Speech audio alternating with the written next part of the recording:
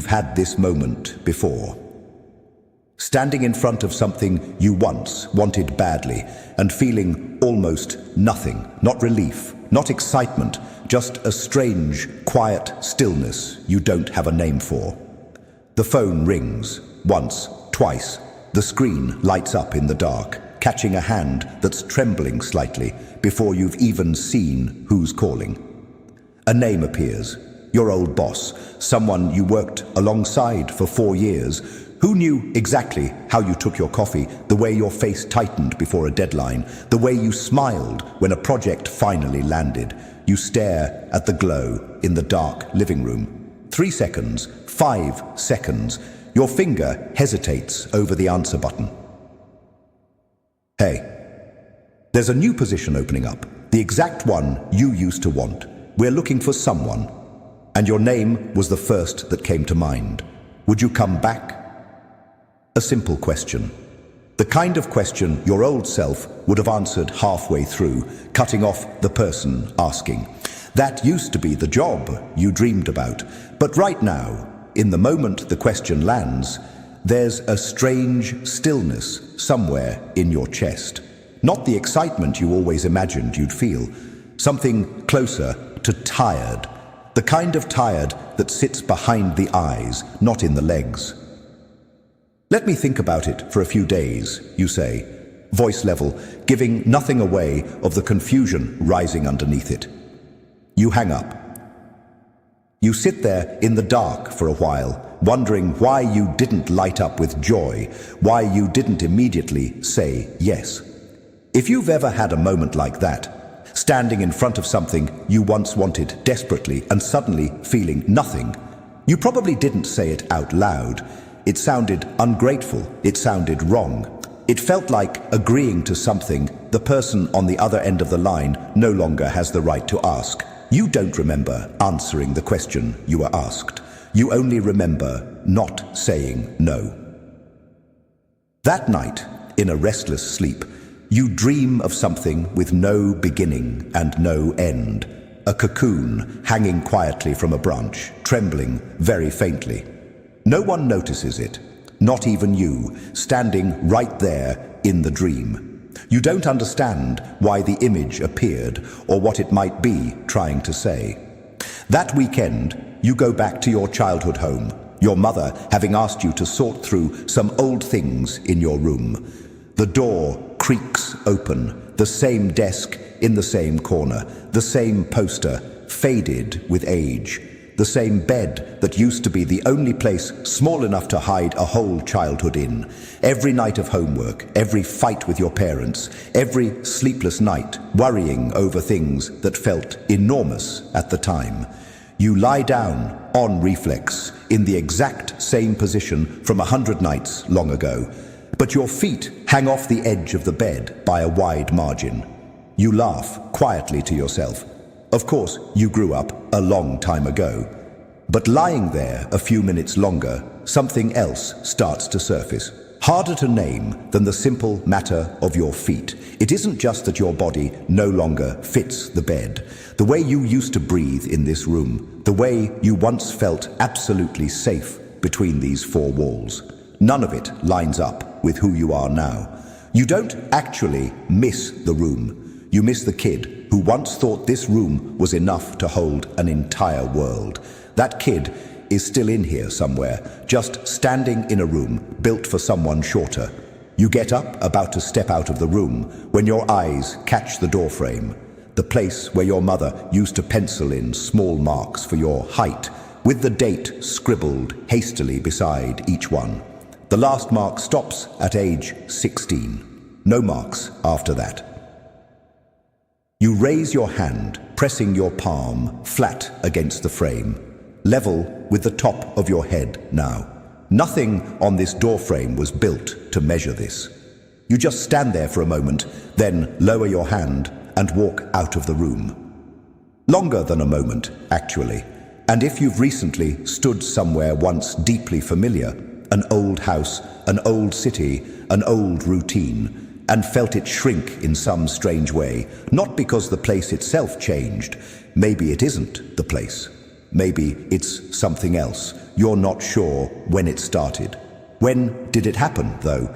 It didn't happen overnight. It came from things so small you rarely paid attention to them. A time you chose not to argue, to keep the peace, even when you badly wanted to speak up. A small failure no one else knew about.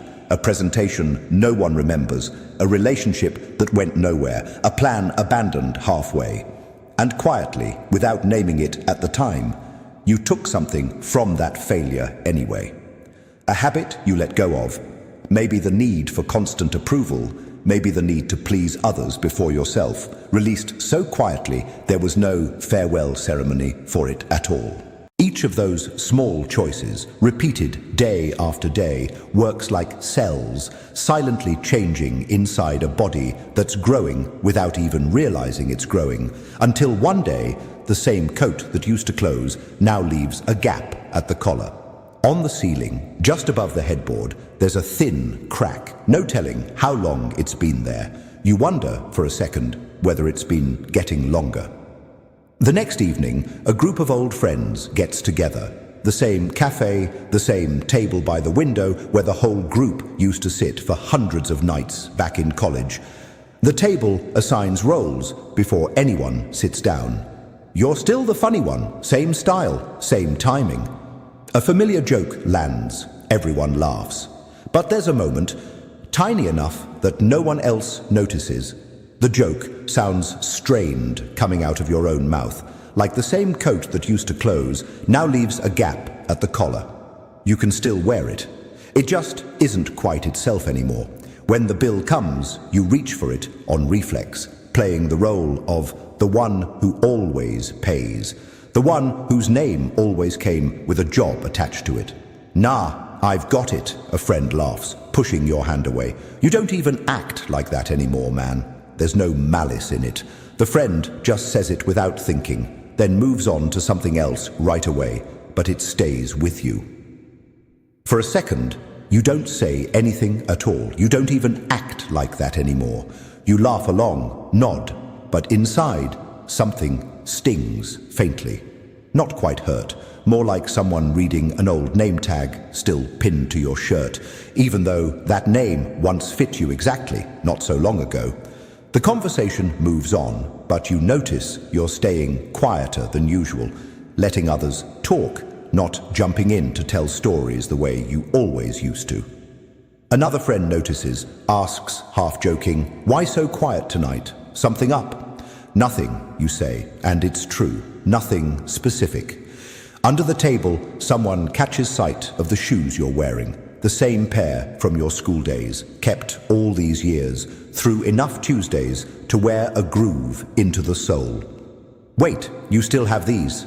the friend asks, then turns away immediately, not waiting for an answer, because to them it was just an idle question.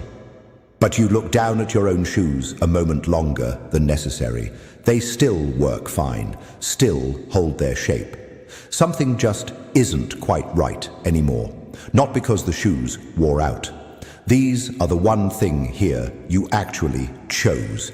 Not given to you, like the bed, like the room, like the name this table decided to call you. You picked these out yourself, once, for reasons that made sense to a person you can barely remember being. And even that, even a choice that was entirely your own, doesn't fit the way it used to. If you've ever had an evening like that, sitting among the people you know best, telling the stories you know best, and still feeling some vague distance you can't name, it doesn't mean the friendship has changed or that these people have become strangers to you. Maybe some part of you simply moved further than the role they're used to calling you by. Maybe that distance means something. You're not sure what yet. If none of that was the moment, then what was? There's something you haven't realized yet. Through the call at 9 o'clock that night, through lying on the old bed, through the evening with old friends, you assumed those were the moments everything changed. The call was when you realized you no longer wanted the old job. The bedroom was when you realized you'd grown up. The strained joke was when you realized you were different now. So if the moments weren't the cause, were they ever anything at all? Maybe those moments weren't when you changed. Maybe you changed long before any of that, not in a single night, not through one big decision, but across hundreds of small moments, repeated, unremembered, even by you. It was the evening you chose silence instead of arguing back, not out of fear, but because you'd started understanding what was worth fighting for and what no longer was. It was the time you failed at something small, a presentation no one remembers, a relationship that led nowhere, a plan you abandoned halfway through, and quietly took something from that failure without naming it at the time. It was the time you let go of an old habit, maybe needing everyone around you to approve, maybe needing to please others before yourself. Released quietly, with no farewell, no applause. You didn't notice it happening, even as it happened to you. All those small, scattered, seemingly unimportant moments. That's where the real growing happened. Not in the phone call, not in the old bedroom, not in the strained joke at the familiar table. Those moments were just when the letter had been sitting in the mailbox for longer than anyone checked it. If you've recently asked yourself why your own address feels like someone else's house now, maybe the answer isn't that something is broken. Maybe the answer is that some part of you reached its destination a while ago, and the rest of you only just got the news. A question rises, and this time it has your name on it. If that's true, then when exactly did you outgrow that job, that bedroom, that role? Maybe no one ever knows the exact moment. Maybe it isn't a moment at all, but something scattered across hundreds of perfectly ordinary nights that no one, not even you, ever thought were important. The cocoon from that first dream, the night after the call from your old boss, has now split wide open in another image, one that keeps surfacing more clearly whenever you think back on these past few days. The shell tears apart in pieces, revealing a pair of wet, crumpled wings, trembling as they cling to the branch, as if afraid of falling. It isn't beautiful, not the way people imagine a birth is supposed to look. It's wet, it's weak. It needs time, maybe a long time, before those wings are dry enough, strong enough to carry their own weight. The shell didn't break because it grew weak. It broke because what was inside had already finished forming, the crack only showing up after the fact, the way a message always seems to arrive a little later than the thing it was announcing. You still don't know exactly when the wings finished forming. You only know they did. A few days after the call, you text your old boss back. Not a long reply, no lengthy explanation, just one short line. "Thank you for thinking of me, but I don't think I'll be coming back." After hitting send, you don't feel the kind of relief that shows up right after the credits roll, which is exactly when it doesn't. There's a small emptiness, a little unsettled, a little wistful. The feeling doesn't disappear right away, and you let it sit there for a while without trying to push it off. That night, washing the dishes for no particular reason, your eyes sting, not full-on crying, just tears welling up for a few seconds while your hands keep scrubbing a plate, the water still running. You don't stop to let it out fully. You don't try to hold it back either. You just let it happen briefly. Then turn off the tap, dry your hands on a towel, and go to bed. The tap keeps dripping, once, twice, after you've already left the room. It isn't that you've forgotten how much that job once meant to you. It's that the person who once wanted it badly has moved further than the place that job was trying to pull them back to. And admitting that, even with a touch of regret attached. You don't tell your old friends about any of this right away. There's no need to explain anything to anyone. Some evening down the road, maybe you'll sit with them again at that same familiar table, and the conversation might drift somewhere different, not performing the old role, not reaching for the bill out of habit, just sitting there, being whoever you currently are, even if that person hasn't fully settled into their new shape yet. The old shoes are still somewhere in the closet. You haven't thrown them out. Maybe you won't, not right away.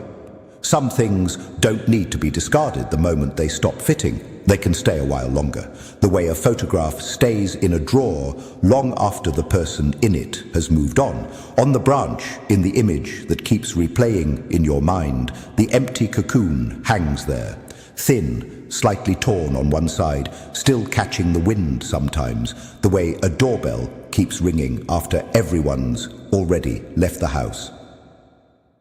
If lately everything familiar has started to feel a little too small, a job, a bedroom, a role inside a group of friends, maybe that doesn't mean what you think it means.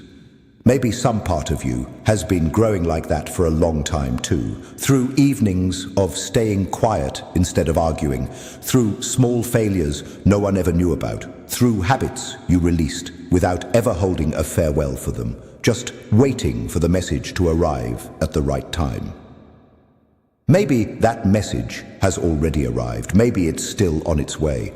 Either way, the part of you that has already grown was never waiting for that message to begin existing. It's been there for a long time already.